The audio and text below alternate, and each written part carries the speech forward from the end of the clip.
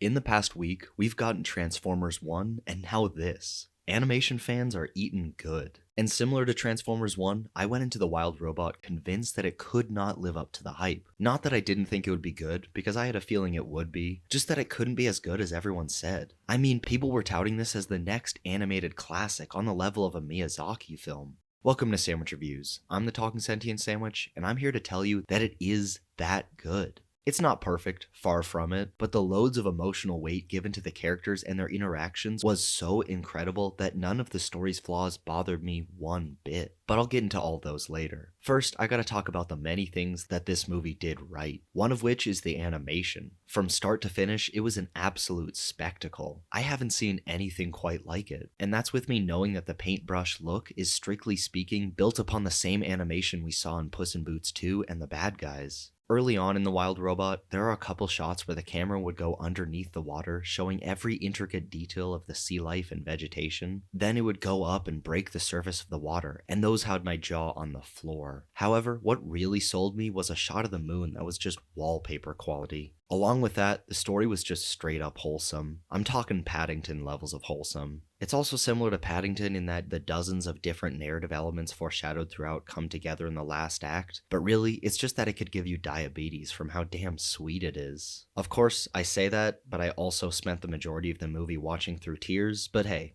they were happy tears. I don't want to get into the story itself, at least not just yet, because I went in blind and that made the experience all the better for it. But I should mention that the pacing was exceedingly fast. At times it would slow down to a crawl for dramatic reasons, but on the whole, many elements could be seen as rushed, to the point that I could immediately tell that this was based on a book. Every story idea would come up and have only maybe 5 minutes to establish that concept, almost as if each was based on a whole chapter of the book. And while that was noticeable, I didn't care that much because I was busy being invested in the characters, all of which I cherished, wishing I could jump into the screen so I could protect Roz, the main robot, or Brightbill, the duckling she cares for. Most of the humor is drawn from those characters' interactions, but the moments that truly got me to laugh was when the movie would forego over censorship and just depict the circle of life. Nothing would actually be shown, but death was insinuated many times, so much so that it became an amazing thematic through line about survival, though the narrative itself was much more about motherhood and purpose. But maybe all of those can be one and the same.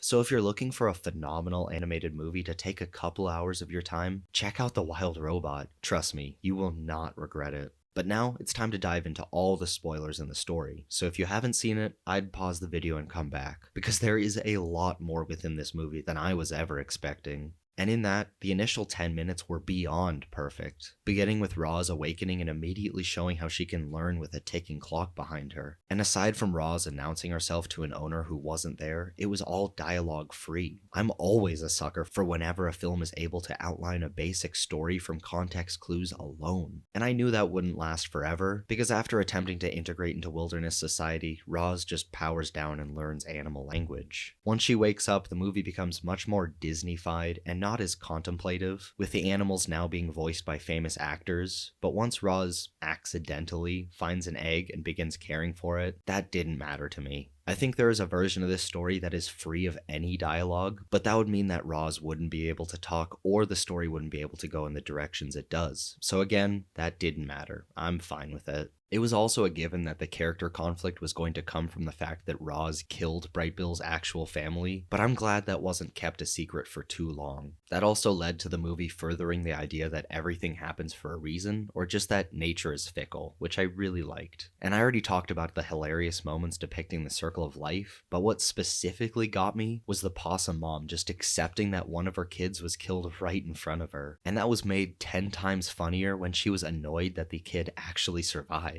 Another thing I've brought up, but needs to be given more reasoning, is the extremely fast pacing, because the movie moved from one adventure to the next very quickly. The montage with Brightbill growing up was the first of many story elements that could be viewed as being brought up and then tossed aside, and pretty much everything in this movie is like that to a degree, where with enough focus, each chapter-like adventure could have made for its own story. A helper robot landing in the wilderness, slowly learning to converse and live among the wildlife, a robot taking care of a child that she is 100% not qualified to mother, Brightbill being trained to fly by a falcon. All of these could have made for their own dense 2-hour animated films, but that wasn't necessary because the movie still works. And if my biggest complaint about it is that within it are dozens of narratives that could have made for a story in and of itself, then I guess I don't have much to complain about. But of all those separate chapter adventures, one was clearly my favorite. Sorry, Brightbill, you were real cute, not so much once you grew up, but I guess you still were. However, Roz rescuing all of the animals from the winter snow that they were trapped in had me weeping like a baby. Or at least the one moment where the possum mom sees Roz break through the snow and relieved she looked to her kids and said, "Everything's okay now." That all tied in really well with Roz just trying to be a member of the life that lived on the island, and there was plenty of emotion felt as she brought them onto her side one by one, but the brunt of that emotional weight was given to all of the animals coming together for the sake of Roz. But none of that is even the heart and soul of the movie, because from the moment Brightbill imprinted on Roz, I needed them to have a happy relationship, and they did for the most part. It had its ups and downs, as it should, but I was impressed just how smoothly everything went to plan, and how much I was still engaged into the story. By the time the third act began, I wasn't sure where it would be going, and I thought that might have been the weakest element of the movie just because Brightbill and Roz had been separated, but to be clear, that didn't turn out to be the case. I mean, the story also introduced a new villain robot that was cool but probably should have been in the narrative before then, and maybe that all made for it to be the weakest part of the movie, but when everything is genuinely great, that's not saying much. And even if its ending was leaps and bounds worse than the rest of the movie, I still wouldn't mind, because once the fire started and all of the animals worked together to protect their new friend, I was back on board. But those are my thoughts on The Wild Robot, a movie that I'm sure a decade down the line will be remembered as an all-timer. But are you as positive as me, or did its many flaws detract from your enjoyment? Leave a comment and let me know. And as always, thanks for watching. Make sure to leave a like, subscribe for weekly video essays and reviews, and enjoy a delicious sandwich.